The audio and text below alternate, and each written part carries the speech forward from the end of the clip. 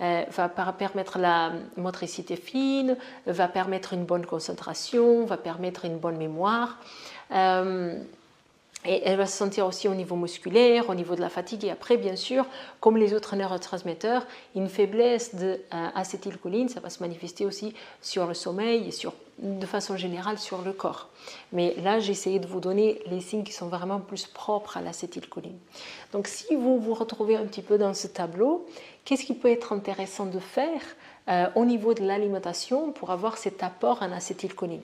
Donc, comme pour la plupart des neurotransmetteurs, on ne va pas apporter le neurotransmetteur par l'alimentation, mais on peut apporter son précurseur pour que ensuite dans le corps, le métabolisme y permette la création de ce neurotransmetteur.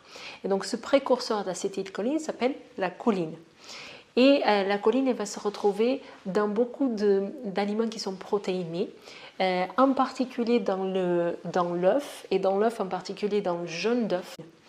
Et la choline, elle va se retrouver dans beaucoup d'aliments qui sont protéinés, en particulier dans l'œuf, et dans l'œuf en particulier dans le jaune d'œuf. Donc c'est quelque chose qui est vraiment très riche en choline. Au niveau des viandes, on va retrouver par exemple le foie. Dans le foie, on va retrouver vraiment une bonne quantité de choline. Les poissons gras, ils vont être intéressants non seulement pour le côté en choline, mais aussi pour les côtés oméga 3.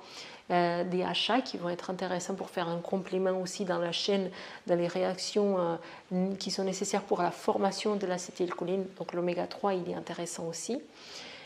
On va aller regarder aussi dans les protéines végétales, comme les légumineuses qui vont être très intéressantes. Donc toute la famille des légumineuses elle va être intéressante en termes de choline. Puis dans le monde des légumes, on va aller chercher les crucifères.